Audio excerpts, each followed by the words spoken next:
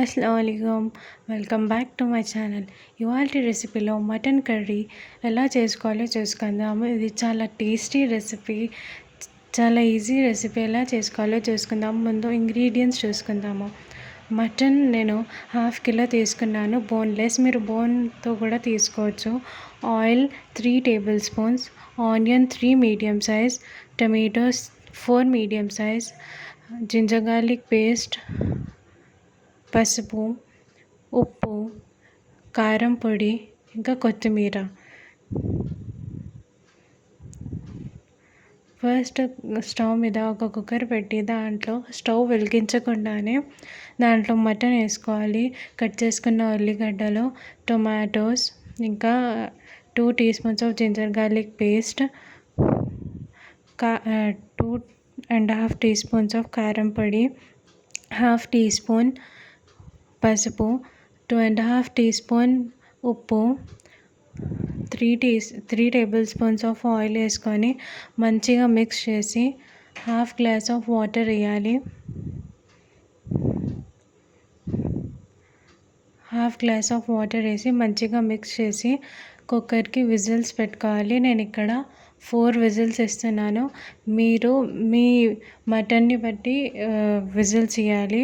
నాకు ఇక్కడ 4 విజిల్స్ పట్టాయి. మీకు దానికన్నా ఎక్కువ కూడా పడవచ్చు.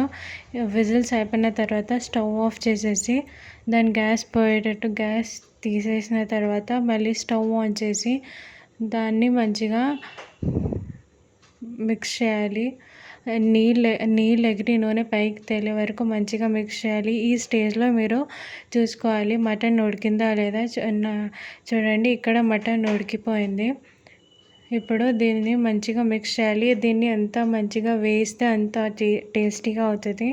నీళ్ళు ఎగిరి నూనె పైకి తేలాలి. కూర అనేది ఇట్లా దగ్గరకు వచ్చేసేయాలి.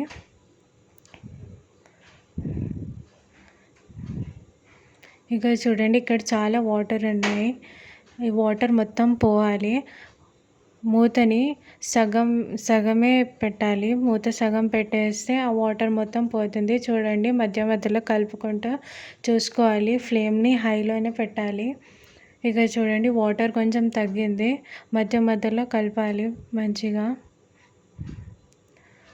ఇక చూడండి, మొత్తం వాటర్ పోయి ఓన్లీ కొంచెమే ఉంది. ఇంకా వాటర్ పోయి నూనె కొంచెం పైకి తేలుతుంది. మంచిగా మిక్స్ చేసి దీంట్లో కొంచెం 1/2 టీ స్పూన్ గరం మసాలా పొడి వేసి మంచిగా మిక్స్ చేయాలి. మిక్స్ చేసి సైడ్స్ నుంచి మంచిగా క్లీన్ చేసి ఒక 3 టీ స్పూన్స్ ఆఫ్ వాటర్ ఇట్లా వేస్తే మంచిగా ఆ నూనె అనేది ఇట్లా వస్తుంది. నూనె పైకి తేలుతుంది. అయితే కట్ చేసుకున్న కొత్తిమీర వేసేసి 5 మినిట్స్ దమ్కి పెట్టేసి సర్వ్ చేసుకుంటే అన్నంలో లేకపోతే చపాతీలో కూడా చాలా టేస్టీ ఉంటుంది. మీకు నచ్చిందా లేదా కామెంట్ చేసి చెప్పండి. ఛానల్ని కొత్తగా చూస్తుంటే సబ్స్క్రైబ్ చేసుకోండి, షేర్ చేయండి.